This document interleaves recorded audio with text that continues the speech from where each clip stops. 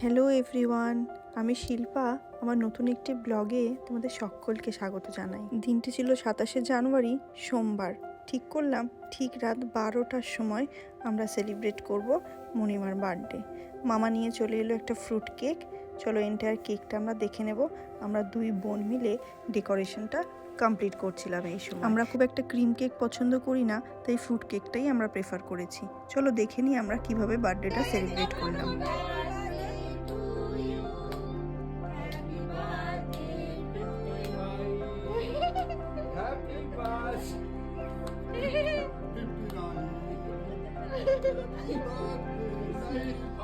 আমারটা দেখো না ওখান দিয়ে বিয়ে পাস করে এসে এখানে নাইনে ভর্তি যাও। ওরে আমাকে আমি করছি তো নাকি ধরেছিস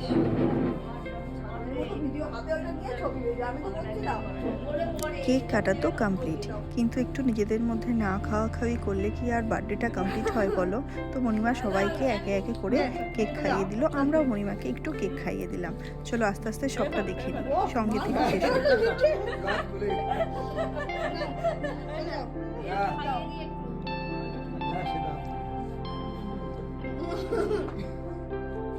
না হয়েছে তোর চিকেন কেক, কিন্তু এটা চিকেন কেক চিকেন কেক কে নিয়েছে? বড় লাগে দাও। চিকেন কেক এতে ক্রিম নেই, বেশি করে দাও খেয়ে নিই।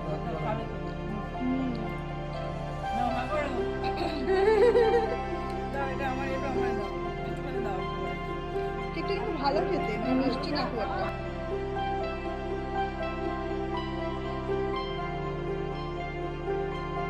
যেহেতু ঘড়ির কাঁটায় তখন রাত 12টা, আর আমাদের সবার ডিনার একটু তাড়াতাড়ি হয়ে গেছিলো, কেউ আমরা বেশি কেক খেতে পাচ্ছিলাম না। তার সাথে মা সন্ধ্যাবেলায় পায়েস বানিয়েছিল, সেটাও ছিল। সব মিলিয়ে জমজমাট ভাবে শুরু হয়েছিল 27শে জানুয়ারির দিনটা।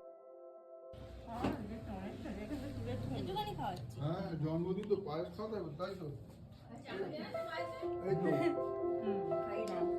তাই তো পায়েস খাওয়াতে হবে তো। পায়েসটা যে বলো এই কেকটা কিন্তু খুব সুন্দর। হয়েছে তো?